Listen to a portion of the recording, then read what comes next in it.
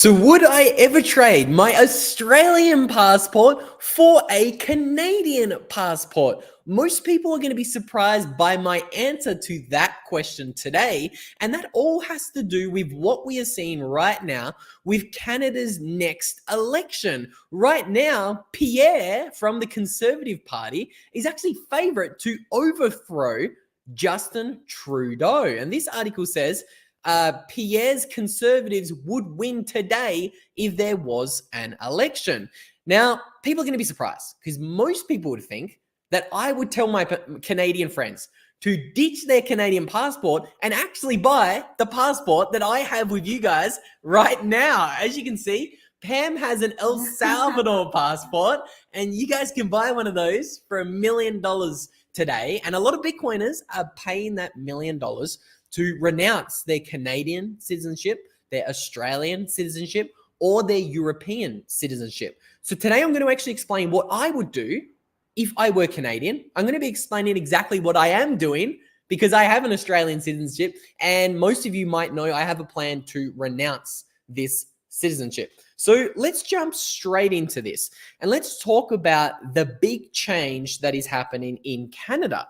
So we can see the Conservatives right now have their highest ever lead over Justin Trudeau than they've ever had.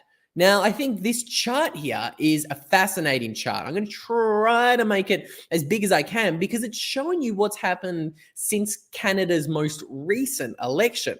So the blue line is actually the line of the Conservative Party. And you can see it's been increasing a lot. Meanwhile, the red line, which is obviously the Liberals and Justin Trudeau, it's been dropping precipitously. And as you can see very clearly, Trudeau is no longer the favorite to win the next election in Canada. So why is that? Why are Canadians no longer voting for Justin Trudeau? Well, I think it has to do with a few things that I found. The first has to do with this article that I saw literally on Twitter 2 days ago. And I saw the headline of the article and I thought, hang on a minute, there is no way that this is true, but it is. I verified it and it's true. You can see house arrest is now coming for Canadians deemed likely to commit hate crimes in Justin Trudeau's Canada. Now, again, the biggest words in this article I want to point your attention to was deemed likely to commit hate crimes. So right now in Canada, you can be arrested if you are likely to commit hate crimes. You don't even have to do anything, okay? Again, this is outrageous, and it sounds outrageous, but it's true. Okay, we can see here. Here's the article.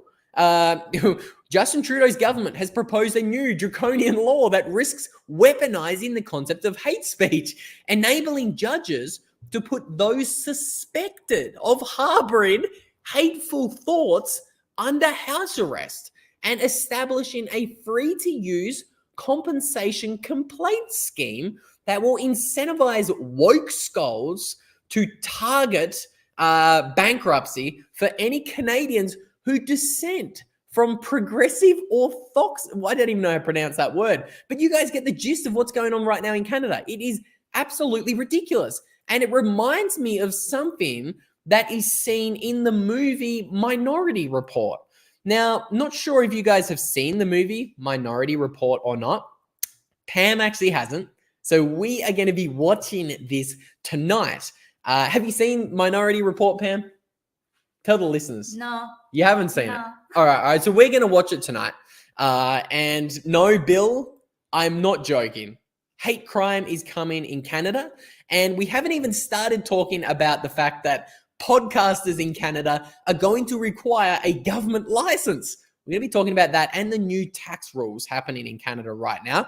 But for those who are unaware, I think this new bill in Canada that would effectively imprison people for who might be likely to commit hate crimes, it reminds me of the movie that we are going to look at. I'm going to play a short 60-second clip of the Minority Report because it talks about this concept called pre-crime, okay? And again, I'm going to play the video and I'm going to let the video do the talking for me. When the precogs declare a victim and a killer, their name is embedded in the grain of wood. Since each piece is unique, the shape and grain is unique. The shape and grain is impossible to forge. I'm sure you all understand the legalistic drawback to pre-crime methodology. Here we go Pre-crime methodology. Did you catch that? again. Look, I'm not with the ACLU on this, Jeff. But let's not kid ourselves. We are arresting individuals who have broken no law. But they will. The commission of the crime itself is absolute metaphysics. The precongs see the future, and they're never wrong. But it's not the future if you stop. Isn't that a fundamental paradox? Yes, it is. You're talking about predetermination, which happens all the time. Why'd you catch that? Because it was going to fall. Okay, so if you haven't seen the movie, I'd highly, highly, highly encourage you to watch The Minority Report. Pam is going to get a look into the dystopian future that this movie predicted when it was released. I believe it was over a decade ago, okay? So they all had, for those who are unaware, they had like little cameras embedded into everybody's eyes. So this is a movie from the future, and they have like brain chips in them, and they're actually able to determine what this person is going to do. So obviously, because they want such a safe and clean environment, what they do is anybody who is suspected of maybe doing something that goes against the narrative or defies the government's logic, they're instantly arrested, okay, through this thing called, pre-crime. And that's exactly what we're seeing in Canada today. Again, house arrest for people deemed likely to commit hate crimes in Justin Trudeau's Canada, okay? It's happening, but that's not all that's happening in Canada right now, okay? More is happening. As we can see, Canadian regulators give podcast companies until November 28th to register. So if you're not aware, there's a new rule being pushed through in Canada. I'm going to blow this up nice and big for you because it is an important law to touch on. Under the new rules adopted, online services that offer podcasts must register with the government. However, individuals who use social media to share podcasts do not. However, social media services must also register with the government. So now if you have a podcast, or right now, if I was in Canada, I would actually have to ask the government's permission to have a podcasting license to obviously, keep the internet nice and safe. Well, that's actually not true because this new law only affects podcasts who are getting more than $10 million revenue. Okay. But again, you know what they say. First, they come for the podcasters with $10 million of revenue. Then they come for the podcasters like Pam and I who have no revenue. Okay. But again, this is obviously very scary. What is happening in Canada right now is very scary. Now, this is Canada's own government website. And you can see, this is their new rule that they're talking about. CRTC takes minor step forward to modernize Canada's broadcasting framework. So again, they're admitting that, yes, podcasters are going to have to apply for a government license. Online streaming services that operate in Canada and offer broadcasting content and earn $10 million in annual revenue will need to complete a registration form by November 28th, 2023. Okay, and obviously, the world's richest man got involved in the debate, which is what kind of brought it to many people's attention. Okay, a lot of people were like, hey, hang on a minute.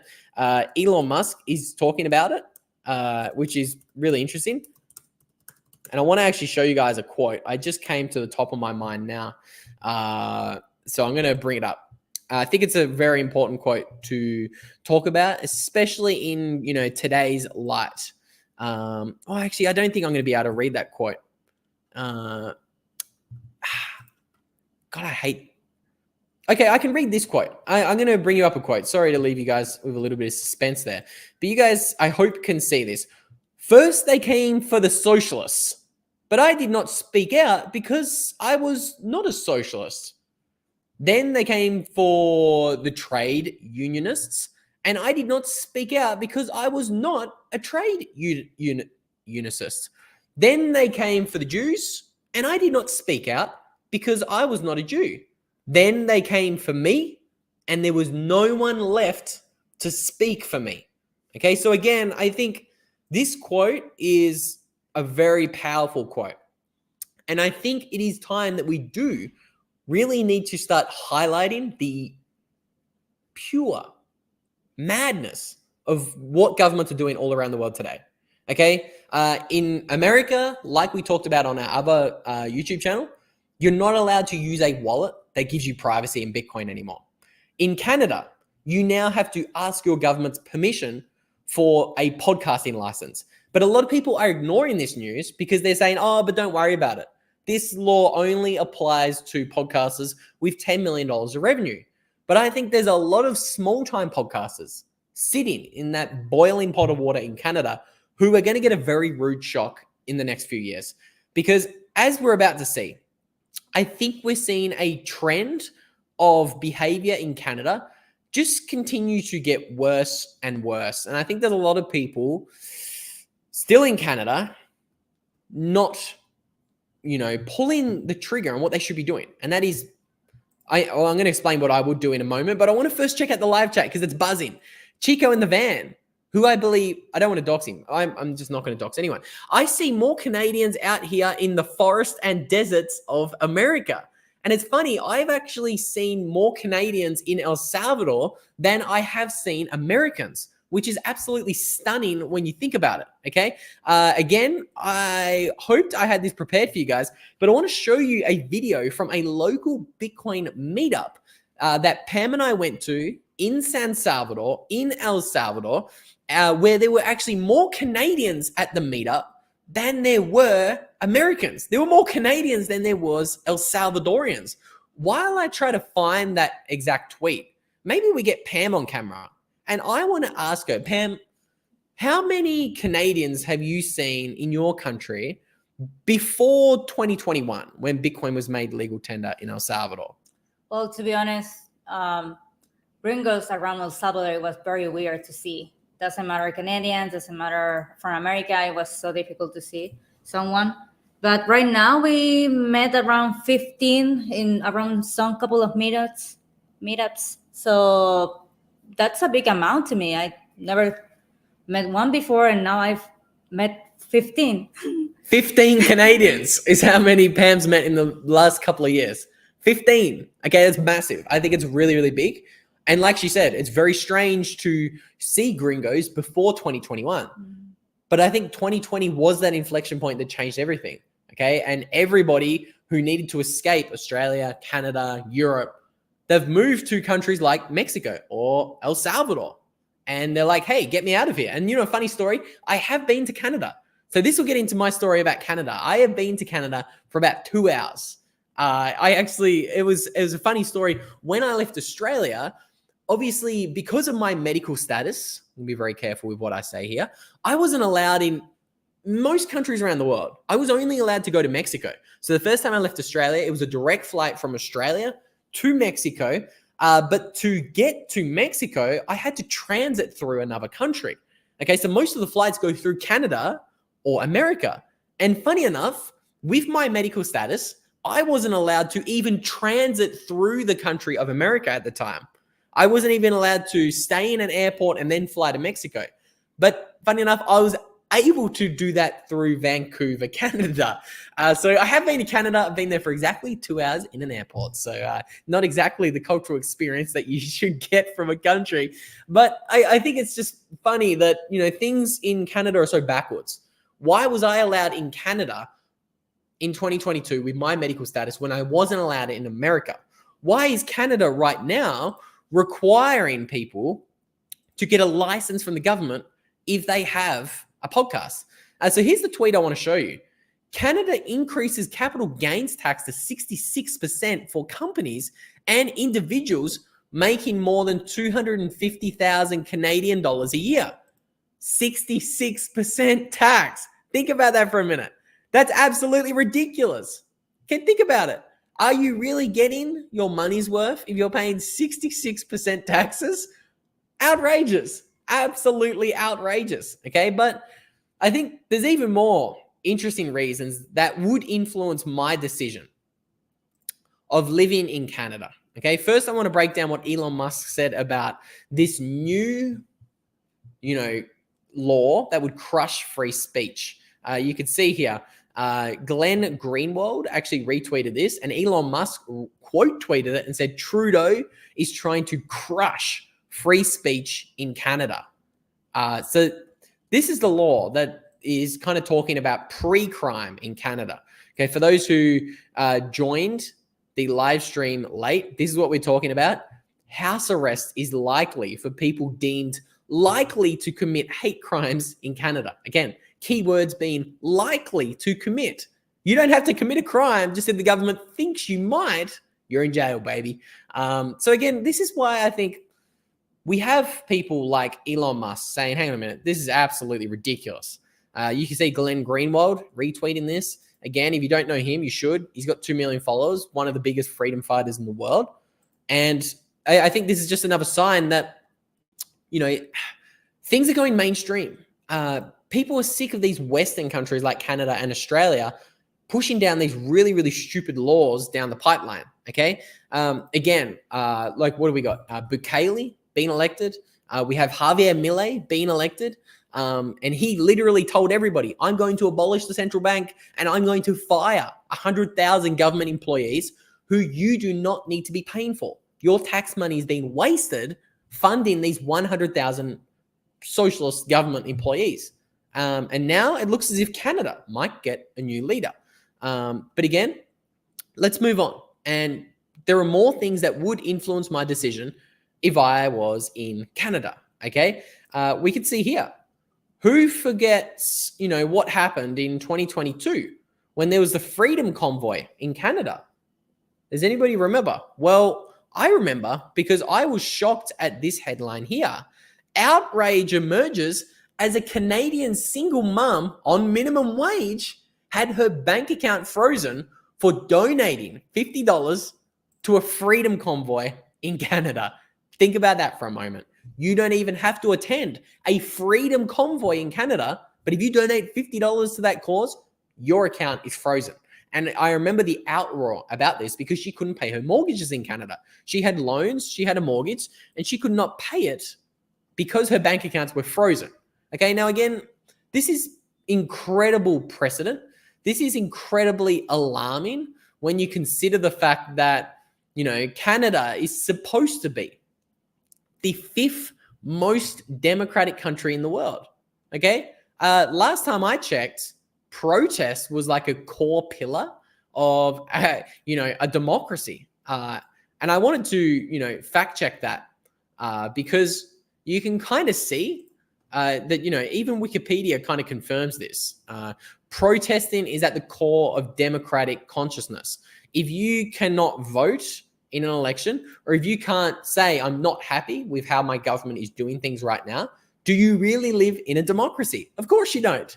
Democracy is supposed to mean that you're allowed to say what you want and you're allowed to vote for whoever you want to vote for, okay?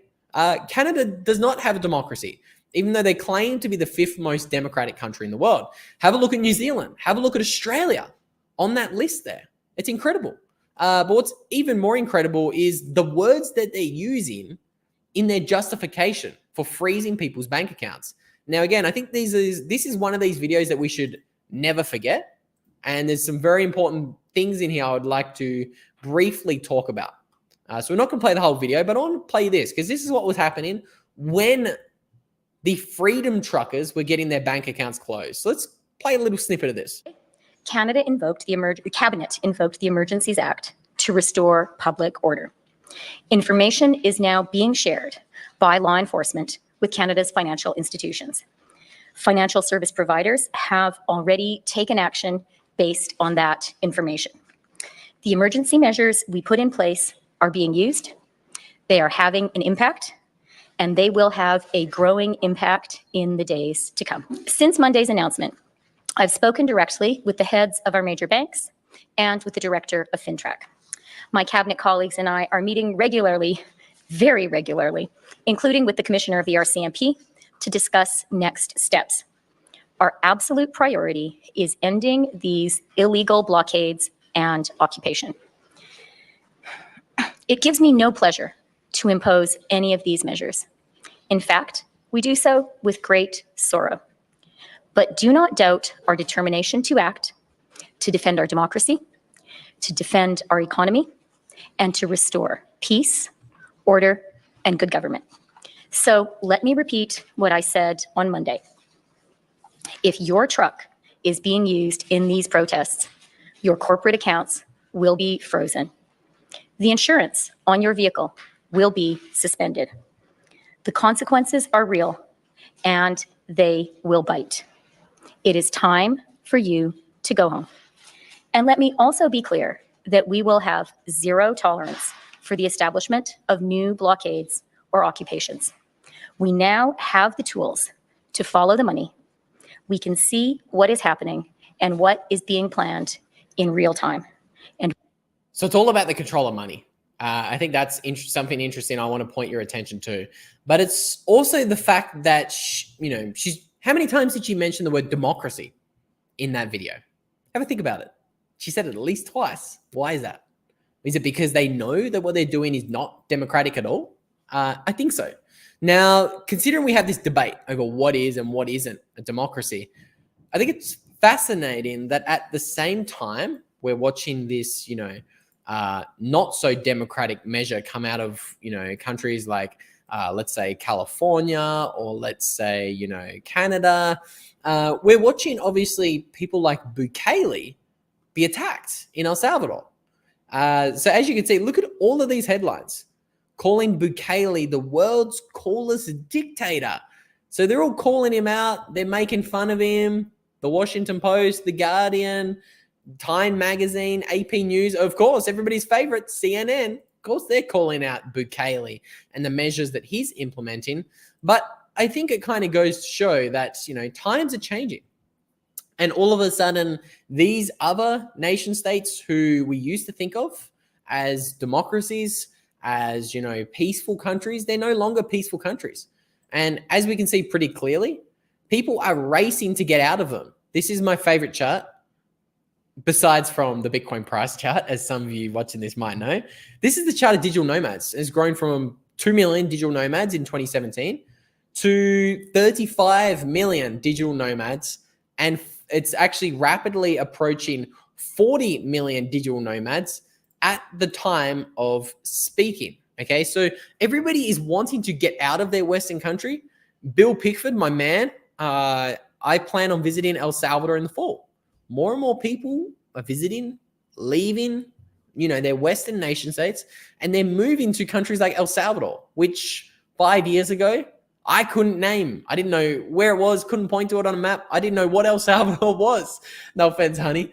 The girlfriend's giving me the eyes over there. I didn't know, but it shows how crazy times are when I am actively planning to try to ditch this thing right here, the Australian passport. And there's a lot of Canadians who are doing the same. Okay. I actually didn't end up showing you guys this, but this here's a video from our Bitcoin meetup the other day in San Salvador. See whether you can spot Pam and I. Okay, we're in there somewhere. Oh, it's loud. Sorry, the audio is super loud. But there was about 15 Bitcoiners at this meetup here in San Salvador. And I'd love for you guys to guess, how many Canadians were there? Here in San Salvador, El Salvador, a long way from Canada. Well, I'm going to reveal it for you. There's actually 5. So there's 15 people at the Bitcoin meetup, and there was 5 Canadians. So as you can see here, I'm shocked at how many Canadians I've met here in El Salvador, considering there's only 38 million Canadians. Okay, have a think about that for a moment. There's 38 million Canadians, but there's over 350 million Americans. So there's 10 times more Americans, but I feel like I've seen the same amount of Canadians and Americans here in El Salvador. How about Colombia? Pam, do you remember ever seeing any Canadians in Colombia or South America from memory? I think so. Yeah, a few. So you have Canadians and Australians escaping. Okay, they want out. They really, really do want out. So to answer the question, if Getting Real in the chat puts it nicely, free Canada and free Australia. We are no longer free countries. Cos makes a very interesting point. The lady, the government, what's her name? Her last name is Freeland. Okay, again, very, very interesting coincidence. This is the Deputy Prime Minister, Chrystia Freeland. I love that. That's a great point you noticed there in the chat, Cos. Let me have a look at what else you guys are saying in the chat. I may or may not have zero tolerance for tyranny. I agree, All Night Hider. I've got zero tolerance for tyranny. I gave Pierre a copy of Bitcoin Magazine's censorship-resistant issue, shook his hand and handed it to him. That's phenomenal, one smart fella. Hey, how did you meet him? I'd be interested in knowing how you met Pierre. They're hard to get hold of, those high-level politicians. Okay, one smart fella also raises a very good point. The 66% tax that I referenced earlier, that wasn't 100% correct. In Canada, right now, the new law is 66% tax on 50% of profits. So there's a nuance there. Thank you for pulling me up there, one smart fella. Pretty sure that is correct. So again, I think Pumba puts it nicely. 2024 is the year of pushback. What happens if Pierre is elected in Canada? I believe that we're watching a beginning of a trend. Okay, we got Bukele being elected in 2019. Was it 2019, Pam? Bukele was elected? 19. Yeah, we got Javier Milei elected in 2023. We could get Pierre elected in 2024. Netherlands also got a far-right extremist president elected in last year, 2023. And Canada's an interesting country because, like one smart fella says, guys, don't forget the benefits of Canada. They do have great meetups, the great conferences, Bitcoin street markets. Like, there's some positives in Canada. Don't get me wrong. They got a great passport. But for me personally, I feel like there's too many negatives for Canada. The weather being a big one for me. That's obviously just a personal preference of mine. But again, I think this chart here is a chart everybody should study. The number of people leaving their Western nation states and becoming a digital nomad and working abroad is becoming absolutely exponential. And it's something I want to talk a lot more about on the channel. Okay, so that is why we actually created this channel. If you guys are new, we would appreciate a like, a subscribe on the channel, sharing a video if you think it's useful. As you can see, we did our first video last week explaining how we traveled to 8 countries last year and we saved $44,000 in taxes. Okay, that's obviously the biggest benefit you get from becoming a digital nomad. You can save an abundant amount of tax money just by traveling and setting up a base somewhere else. So again, if you want to learn more, check out that video. And with all that said, thank you so much to a number of the regulars in today's chat. It's great to see a ton of you guys coming over from my personal channel. We got Bill, we got All Night Hider, we got Cos, ton of you guys in the chat. So thank you for tuning in. And with all that said, we'll see you guys in the next video. So have a great day and consider renouncing these things. Passports are shit coins, and I think we need to diversify how many passports we all have. So enjoy the rest of your weekend. I'll see you